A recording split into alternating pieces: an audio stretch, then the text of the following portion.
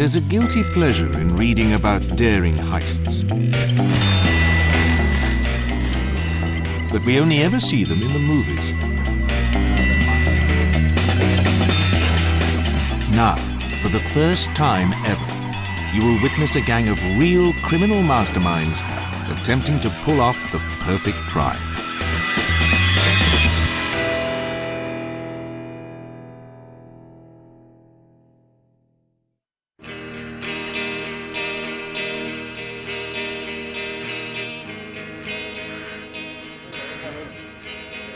Assembled in this room are a gang of serious crooks.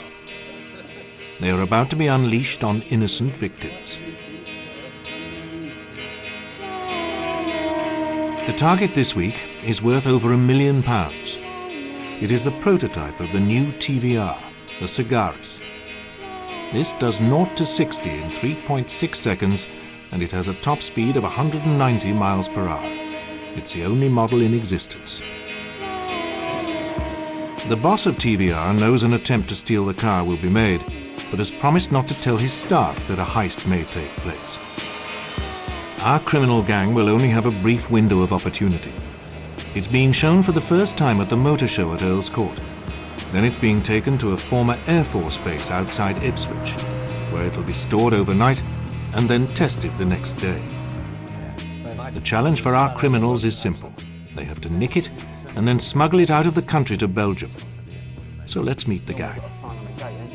They're all reformed, but they all have dodgy pasts. I ain't going to leave a nice car like that stuck in that little hangar.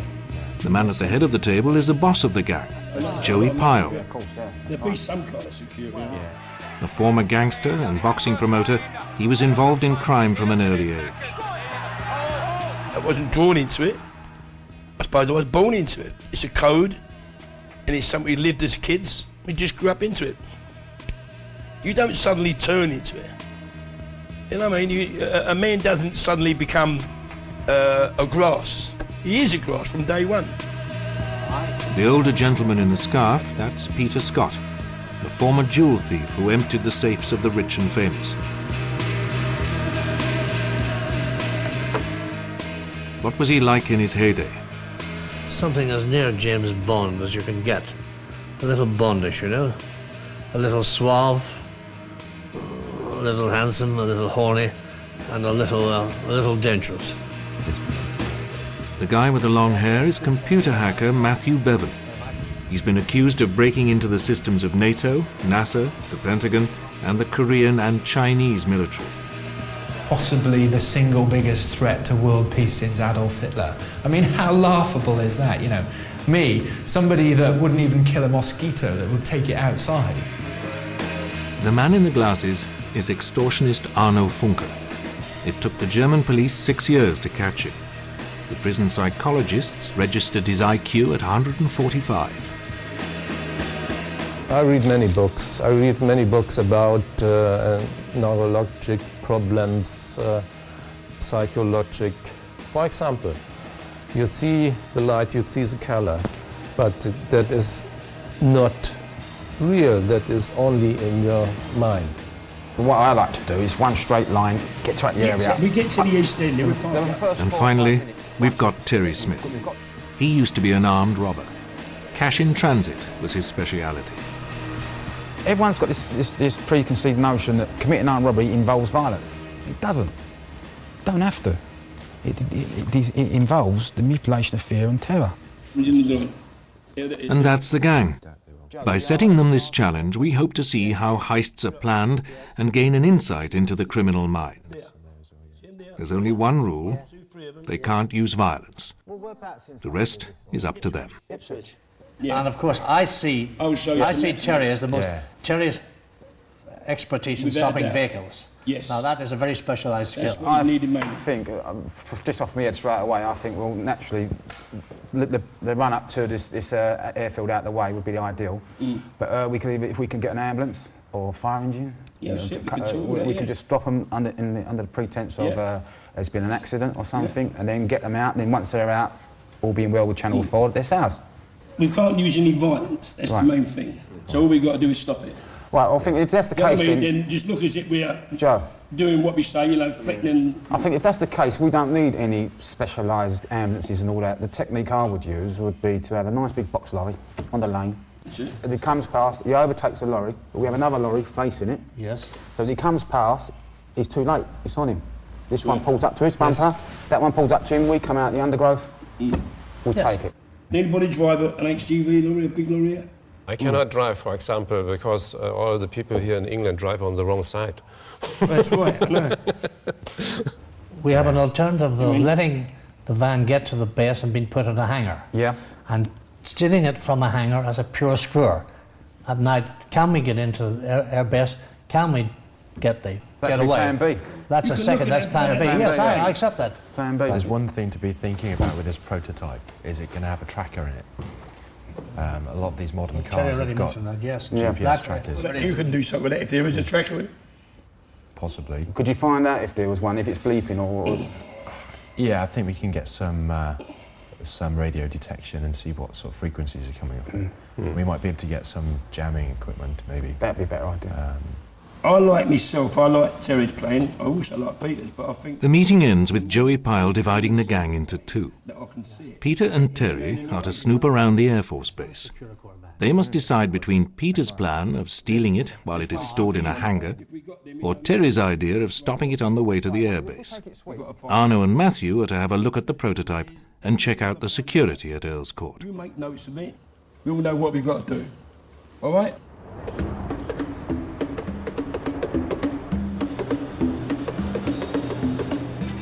For the gang, the clock is ticking. In 4 days' time, the TVR will be launched here and then taken to the airbase. Matthew and Arno have come to see if it might be possible to snatch the car here.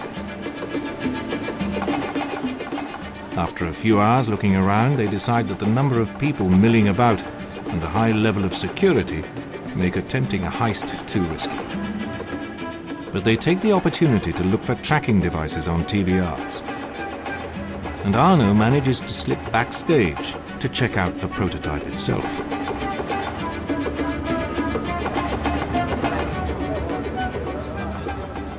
So the criminals have two options left, one of which is to hijack the TVR lorry, which they notice is sitting seemingly unprotected in a car park. Or the other would be to steal it from the aircraft hangar. But what the gang don't realize is that they're up against this man, Steve Rudge. He used to be one of Scotland Yard's finest detectives, and today he runs his own security company. He has been given the job of trying to stop this heist. He's already one step ahead of the gang, thinking about how to protect the TVR at the hangar. I think this door is absolutely useless. The hinges can be removed from the outside. The locking mechanism is on the outside.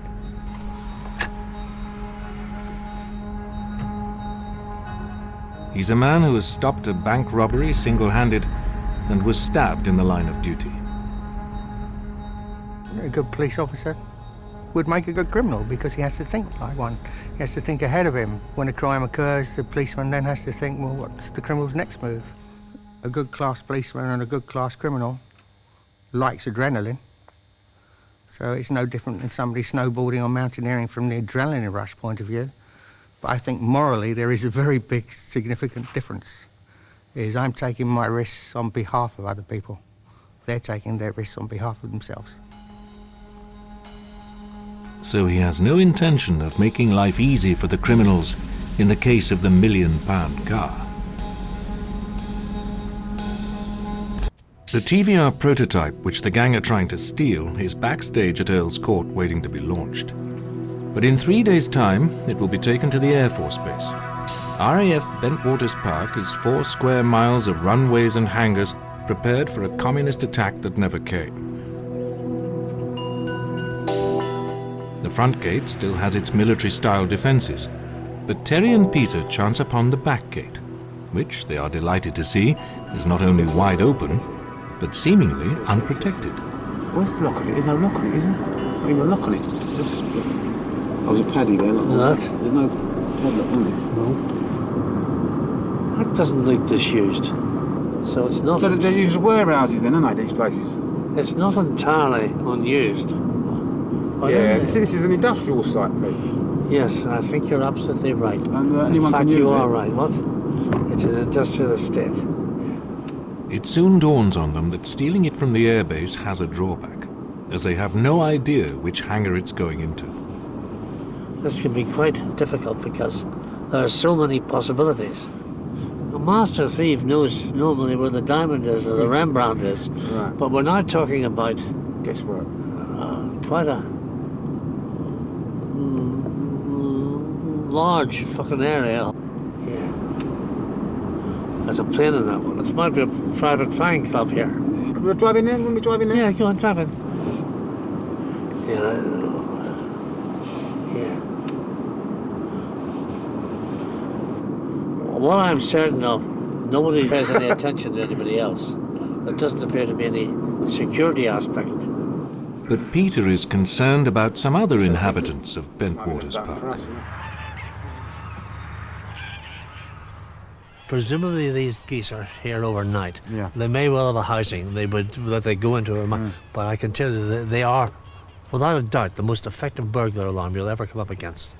They go absolutely stock bonkers. If you're in a nice private country house and you're strolling around with a ladder, and I used to carry ladders in the most improbable places, the geese do go off alarmingly, I promise you. Yeah. Geese are. So you couldn't creep in there? We can't creep Couldn't have it in your mind. There's someone coming up there from over there. Is he feeding the geese? Looks like a ghost man. Is he going to lock the gate? No, he's not. No, he's switching the lights on. What's he doing? He's either having a piss or switching the lights on. Well, I suspect that light's about to go on.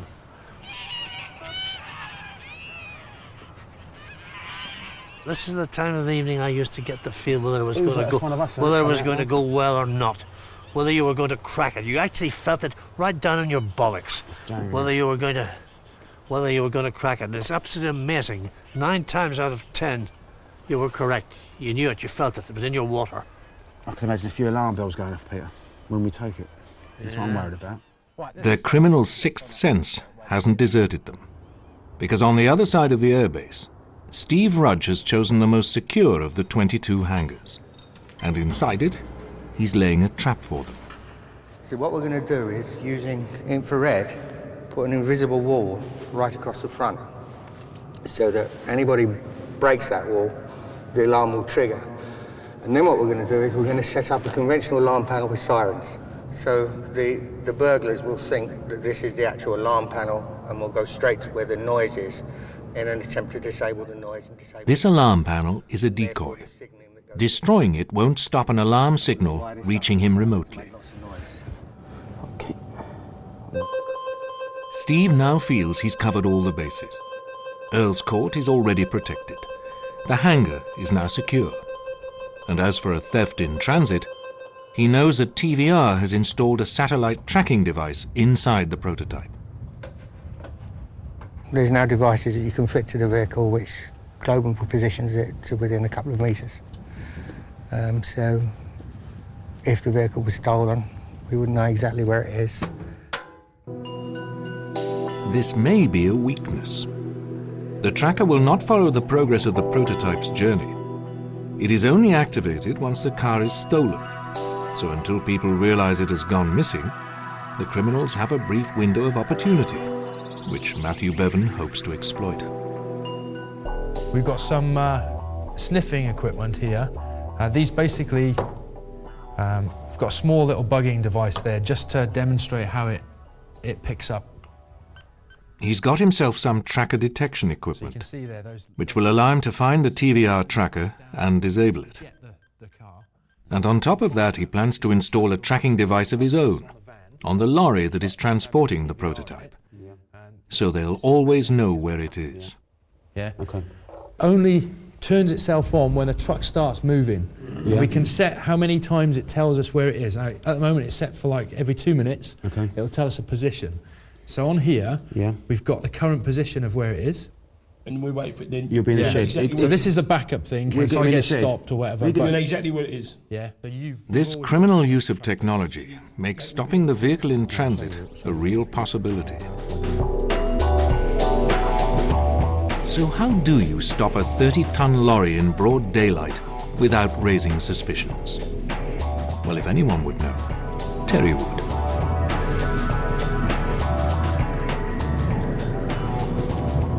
See, this is a nice country lane, but it means we'd have to have some sort of detour system, so telling the driver to drive down here.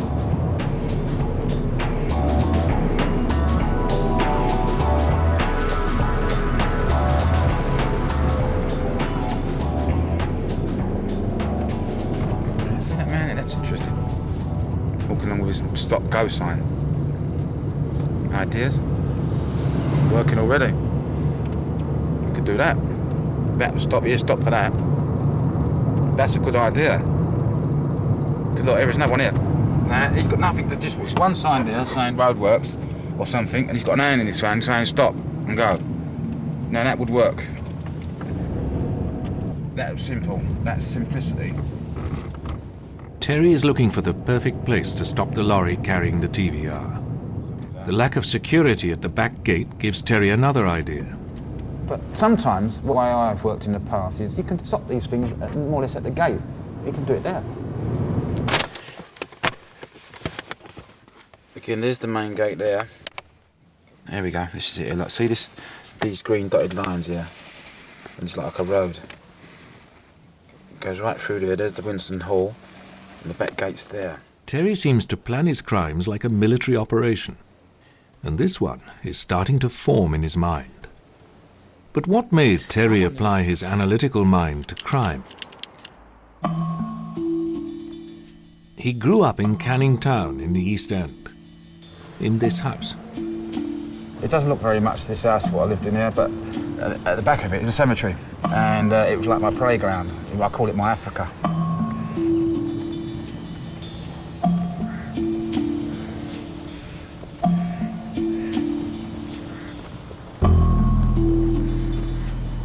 It was a fascinating place, an interesting place to play as a child, and it's a strange sort of playground. I used to read the gravestones about these people that have passed away sadly, and think where are they now, where have they gone to, who were they, what lives did they lead. As a teenager, he was involved in petty crimes and robberies. In particular, he did thefts with a friend called Tommy Hole. When Tommy's dad found out what they were up to, he called them both in for a talking to. He sat us down and said, listen, before you go any further, this is really important. You know, you can't muck about. It's a serious business. You're talking about going away to prison the rest of your life. He told us, you know, if you're going to commit robberies, then why don't you, I know you're going to commit them, I might as well teach you the right way, because you're going to wind up in prison with a big long sentence, so I'm going to teach you the way to do it properly. And I was his best mate, young John's best mate, and I was also game, and because he knew both of us was running around committing these outrageous crimes, and so he taught us the best way to do it. And it was a good education from a criminal point of view. What I'll do is I'll ring you later. All right? Ta-ra, mate. Peter Scott, the gentleman thief, hasn't shown up for the next meeting, and the gang doesn't know why. But they decide to carry on without him. What a plan I've got, the idea I've got, which ties in with not using violence or threats of violence. If we can steer him somehow to the back gate, which is quiet, it's dead as a door now. I'd like to put our own security on the gate. Get an little hut with a sign on it, security, a telephone bill, and outside telephone bills. Work it so we can ring it from the inside. I have a barrier, like the red and white striped pole going across the road. And what we'll do, we're going to have someone who's going to be the guard. We'll let him pull up the lorry. We're going to have someone inside looking for a little hole. As he gets to the driver, all right, mate, what are you doing here? The bell's going to ring. He's going to hold on 1 minute. He's going to walk to the shed, go to the shed, get the phone, so he sees the code, talking on the phone. Yes, yes. Looks at the lorry. Yes, OK, I'll get him for you. Puts the phone down, walks over to the driver. We've been expecting you, mate, but I think you're at the wrong gate. My boss is on the phone, he wants to talk to you, tell you where you got to go. He gets out the cab, comes to the phone. We're masked up in there. As he walks in, come here, mate, you're ours. Once we get through that back gate, as you're saying, it's dead there? Yeah, it's dead. No one around? No one. Well, we've got all the time in the world to unload it. Yeah. this bit of role playing we've got to sort out now. Who's going to do what? Sometimes it must be. Yeah. Who's going to play the guard? Who's going to be the guard? Who's going I think it's best if you have, you know, he could be the guard. Arnold. Arno? You want to be the guard guard? with a German accent? In the USA, There's guards like that. There's a million guards in security. They don't know. You think they're all English then? Well, They got Irish accents, fucking it adds to the German, confusion, doesn't it? Yeah. No, you can talk English. Stop. No, that's it. No, you got to do is walk. No, all you want to do is walk up to the fella, right, and just say to him, just hold on a minute. And as you walk up to it, the phone will ring, and you'll go back to the telephone. Yeah. You know what I mean? And say, and you come back and say, your boss wants you on the phone. You're at the wrong And gate. he comes out the thing. That's it. Then it's us. Then the boys will do the rest. See, Peter's the ideal man to play that part. Yeah, he likes the part, doesn't he? And he's like, he looks sassy. Well, I tell you what, if Peter's not well, I can only think that he's not here because he's ill. Yeah. But if he's ill, 3 more days, then we'll have to bring someone else in. Yeah, we'll have to. Right? Someone else to have to Our take face that can't part go as up on the, that, as on the that gate. I've got a pal of mine, Mitch, he would do that if he wanted to. Be a security guard. Yeah. He's a big guy, you know what I mean? Yeah, I've seen him. He could do looks that. the part, doesn't he? This is Mitch, Joey Pyle's godson. He's happy to play the part of the security guard.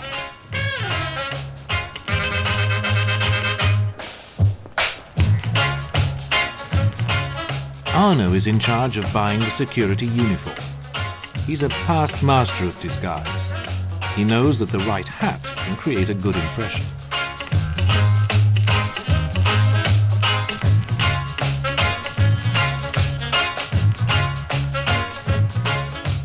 Matthew has the job of sending a fake internal memo to the TVR lorry driver, diverting him to the back gate of the airbase. Terry is in charge of the props.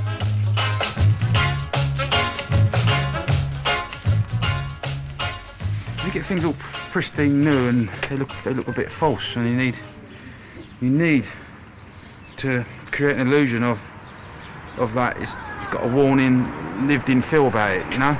That it's been there for a while. And these little run marks are really handy because it's been in the rain. It all looks proper.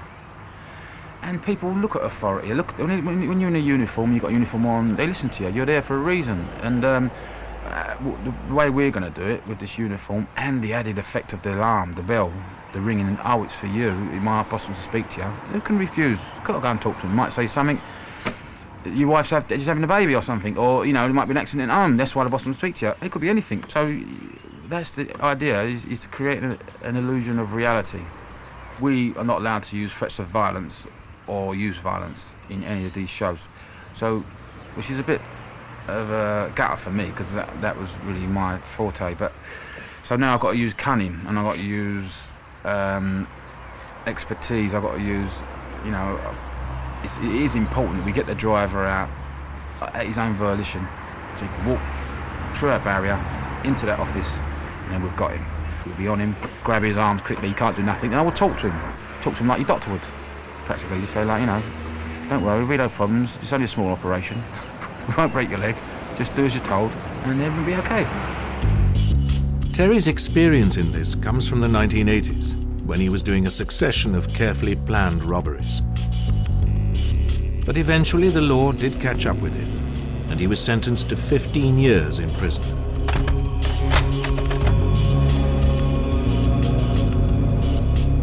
And as soon as I got the sentence, I was determined to escape. There's no way I was going to spend 10 years in a piss hole like this. In 1984, when Terry was transferred between prisons, his friend Tommy and their gang rammed 2 BMWs into this security van.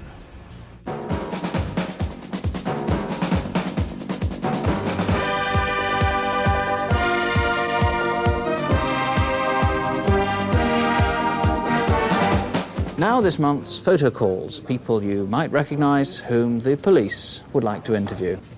See if there's anyone here you think you know. First of all, have you seen either of these men? They made a dramatic escape from a prison van on Wednesday the 21st of November. These 2 may be dangerous and should not be approached. Despite the huge publicity, Terry remained at large, living in disguise, pretending to be a supermarket manager called Andrew. He was back robbing banks. The 1980s was a gold rush for bank robbers, and Canning Town was the Wild West. Well, this place here used to be NatWest Bank, and in Canning Town folklore, it's now a dentist. It's got robbed so many times that it shut down. Obviously not by me, but as it went on, it seemed like a regular target for all the robbers in Canning Town or surrounding areas. In fact, the other bank down the road, that got robbed, that's been shut down, and the one across the road now, that's been robbed so many times at Abbey National that they're just putting cash machines in it now, and there's no banks in Canning Town at all.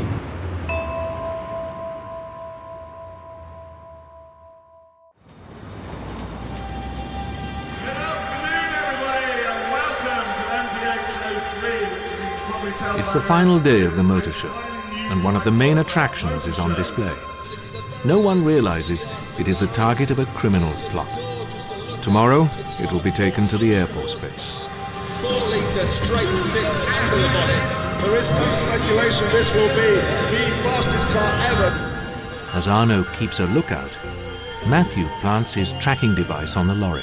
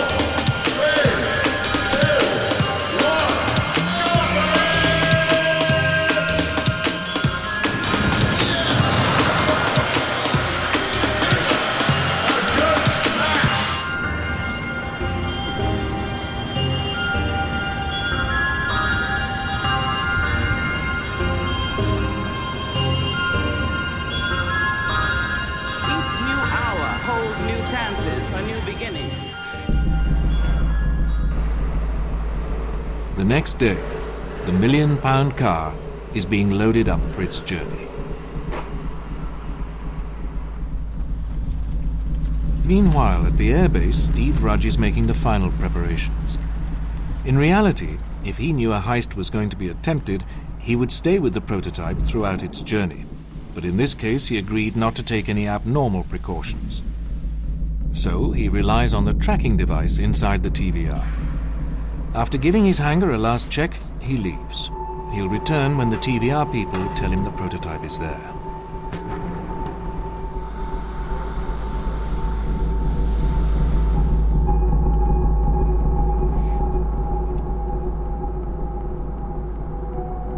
Matthew is tracking the lorry already. It's due to arrive at the airbase at 5 p.m. If it's not there by around 6, the security tracker will be activated. So the criminals will have about an hour to play with.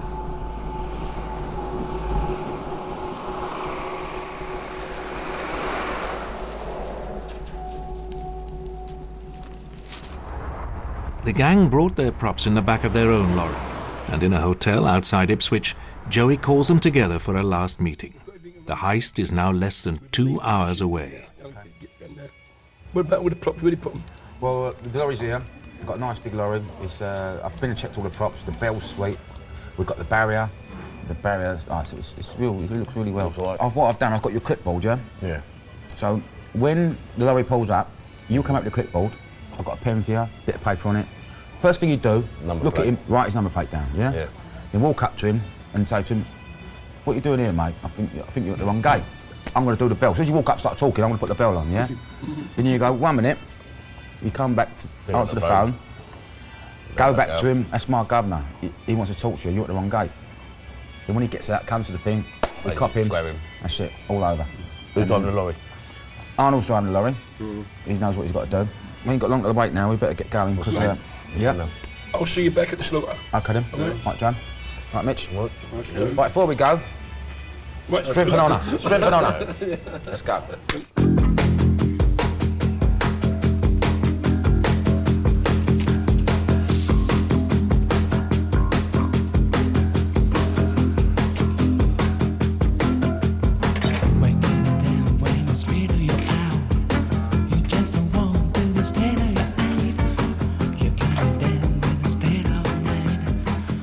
Mitch's normal day job is being a minder. He's looked after rock bands, including Black Grape and Oasis. Today, though, he's like an actor, preparing for a role. Like, I'm meant to be at that place. I'm meant to be working there. That's my little hut. I've got to be in there. I'm there to security. I'm there to check what's coming in and out. You're in control. You want to see the papers, check his number plate, write it down on a bit of paper clipboard. Tell me he's wanted on the phone, and as soon as I get him in the hut, he's mine.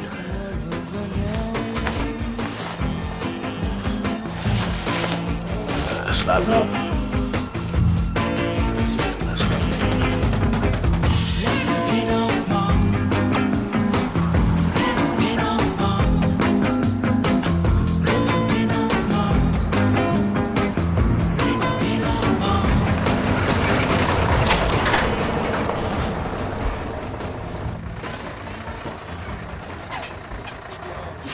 With Matthew tracking the lorry, they can leave the setting up to the very last minute.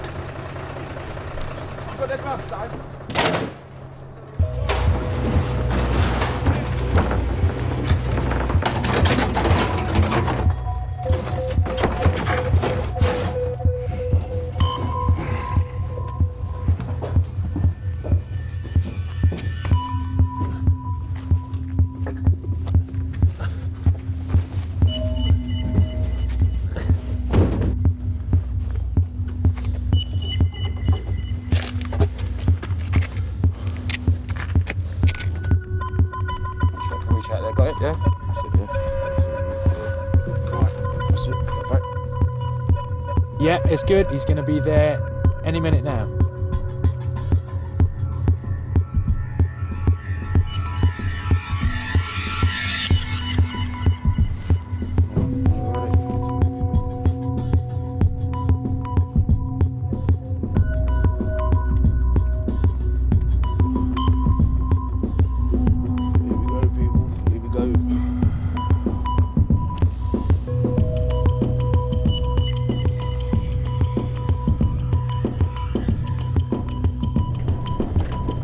The success or failure of their plan may depend on this man.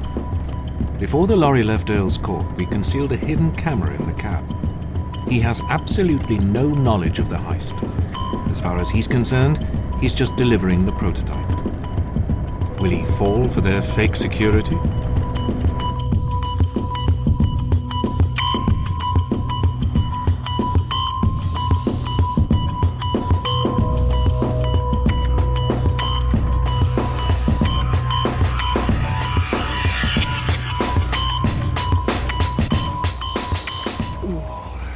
All right, mate. How you doing, mate? You all right? Not so bad yourself? That's really not so bad. You're all right. Sorry, mate. Oh, fucking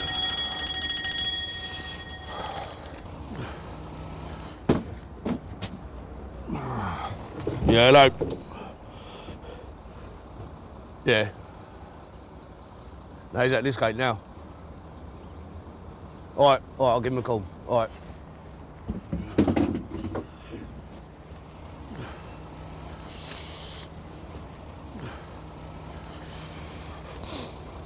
You're at the wrong gate, mate. Hey? You're at the wrong gate. Your governor's on the phone. Shit, dude. Your governor's on the phone. Have a word with him for a minute, we'll speak to you. All right. Oh, I thought I saw the car. I thought not just come through the silver TVR. not that I know of. Not the last 5 minutes, 10 minutes. No, mate, I ain't getting past fucking me. Yeah. Oh, dear. Yeah, you're all right there, mate. All right, mate, come here. Behave yourself, listen, no, we can go out, yeah? All we want is a car, yeah? In real life, we would have just claimed him there and tied him up. But he couldn't do that to him. So once he got inside the hut, we was all there, and he had to be told by the TV people, this is the gun. Don't worry, you're not in no danger. Then the guy felt relaxed. But thank fuck for that, you know what I mean? We're going to take you for a little ride, yeah? The driver agreed to play along, and so the TVR is now in the gang's control, and they're heading for the slaughter. That's a criminal term for where stolen goods are taken.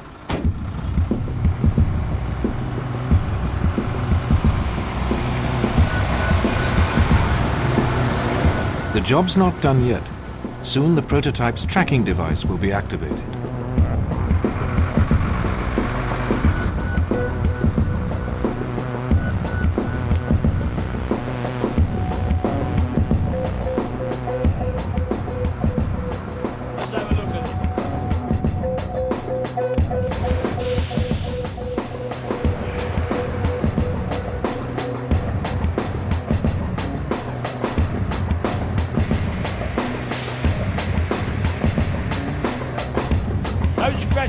boy. That's it, Joe. Nice one. Nice one. Stop there, I think. £1 million worth of car has to be handled delicately. Hand it up. Whoa! Hand up. The criminals don't seem too concerned with admiring the prototype. There's an intensity about them. They know that the clock is ticking, as soon the TVR will be missed. We ain't going to need the carrots. We're going to do it. We got it. No one see us? Well, we said you get it and we got it, so that's it. All right, Arno? We'll have a meet up boy. next week. Miss Mitch. He done well, didn't he, Mitch? He done well, yeah.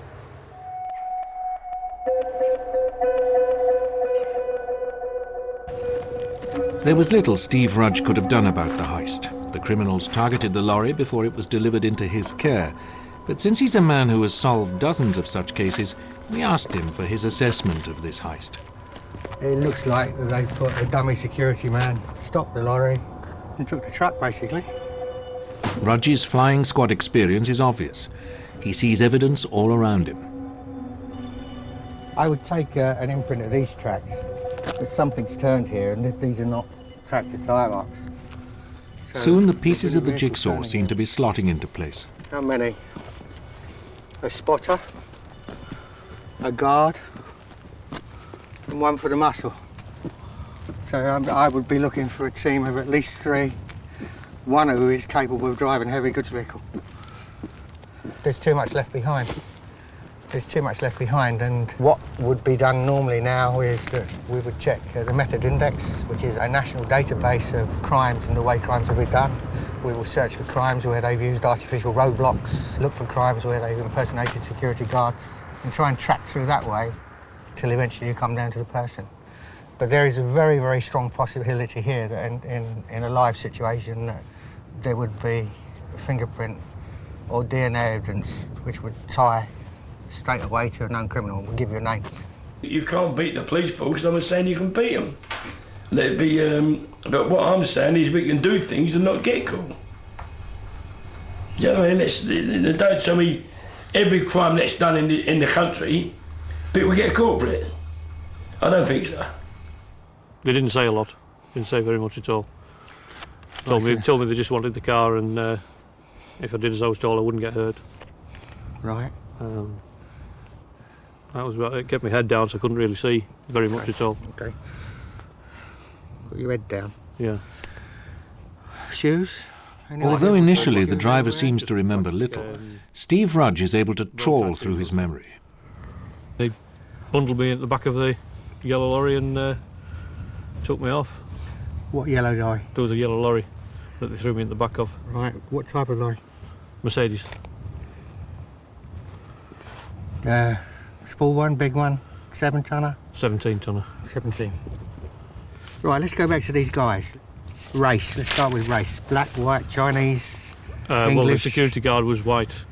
Anything distinctive about them? Any accents? Yeah, East London accent, I would have said. Security guard had a goatee beard. Yeah, he's got good descriptions. I mean, you know, a nice tall guy with a goatee beard. We can run that through the indexes, so there's a very strong possibility that we can pick him up. Clearly, with the way this has been done, this is not their first attempt at this. So I think that historically they somewhere are going to be in the system. Only witness was the lorry driver. And I suppose he's give the description of Mitch, a big fella, security man, this, that. Yeah. It's the only one who could really say he never had a mask on. But if the copper thinks that's what he can do, we'll go and have a look at Rose Gallery. He can look there from now to this time next year because Mitch is not in there. And Mitch has not been in any trouble with the place. Never had his fingerprints taken either. So he got a long look, hasn't he? While Joey Pyle organises the logistics of smuggling the prototype to Belgium, at a pub in North London, the gang are still buzzing from the heist itself. Peter, though, missed the excitement. Last time you and I were out at the airport, I got a little bit... I thought I was a bit too old. I thought I was impeding the operation. And I was fairly satisfied you'd got it all together. And I knew that you were going to stop it and take it. We had to use our brains to steer him into our trap, like a spider. Which we did. We did, and we could correct it. So It's all about illusions, isn't it? Someone said to me once, now you see a door. When you see a door, you see it's always fortified. It's always toughened around the sides and linked, there's locks in it, there's alarms on it. But next to it is a wall. The wall is weaker than the door, but people can't see it that way. No. It's an illusion. The illusion is, don't attack this door, it's too strong for me.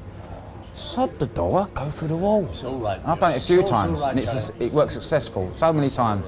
Right. Reece, and then I started to see myself as a liability, that's all there's No, truth. no way, Pete. I know, but Peter, we love you on board, mate. On my life, you are a credit. We bounce off each other, and plus we Shalom's an we've got aquarium, that little bit of madness aquariums. in us, haven't we? Yes. You set targets. You like me, I set targets. But the work's more important. I set targets. The thrill. I set targets when I was robbing. X amount. I haven't read another your X book. amount, another X amount. Then I realised I wasn't interested in money anymore. I was the buzz, the thrill, the excitement. Exactly. That's why. It took over my life. And but the bigger the money, the bigger the buzz. It was this addiction to excitement that was to be Terry's undoing. Escaping from a robbery on a motorbike at high speed, a have-a-go hero followed him and rammed him off his bike.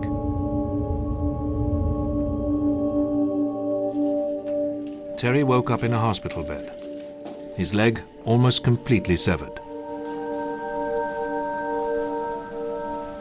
At his bedside were the police.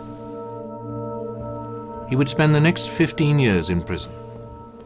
This time, there would be no escape.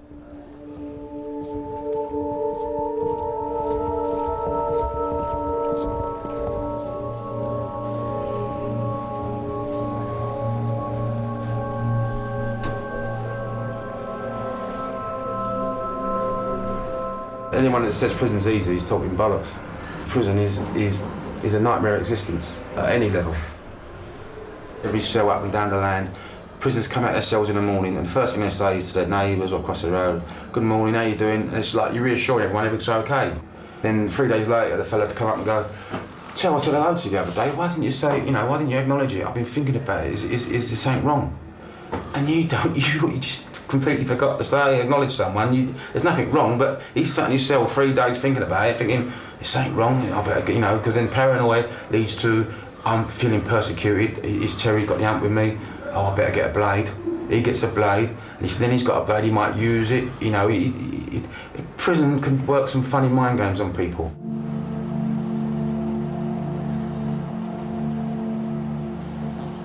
So it's with mixed emotions that Terry reapplies his criminal mind. He's caught between some painful memories and the desire to show his previously secret expertise.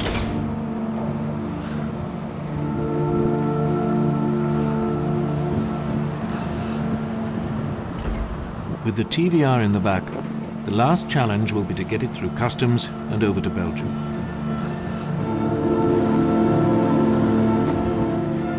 But Terry has a worry. His passport may still be in the customs computer system. But he decides to take the chance.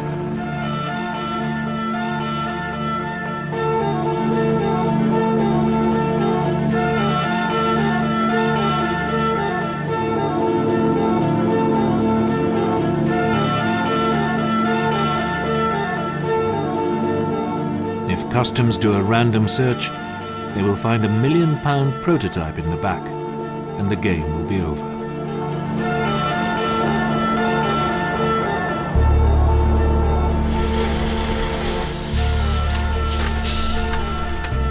Got your passport, sorry. Yeah, mate.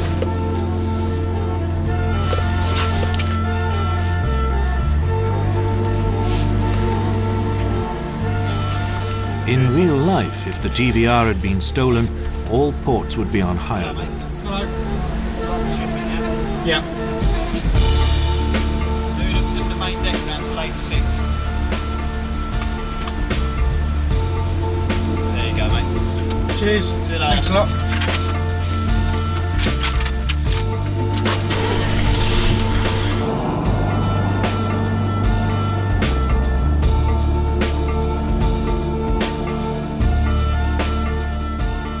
Safely through customs, the TVR is taken onto the ferry.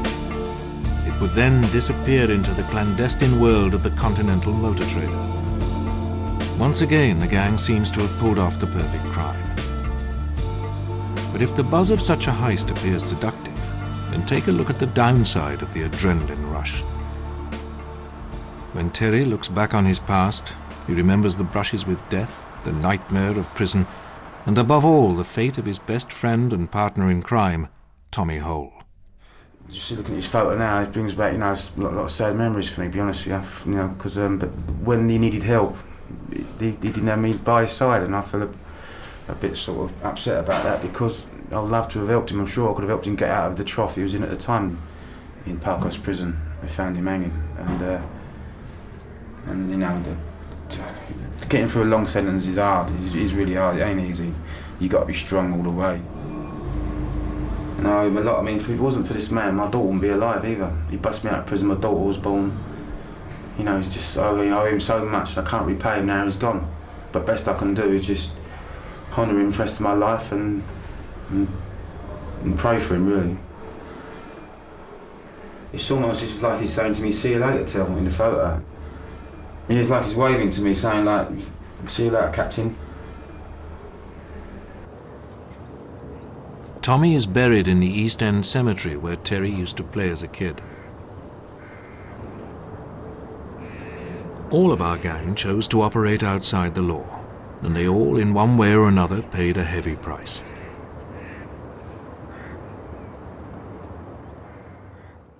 I'm not advising anybody to go and do the same thing as we did.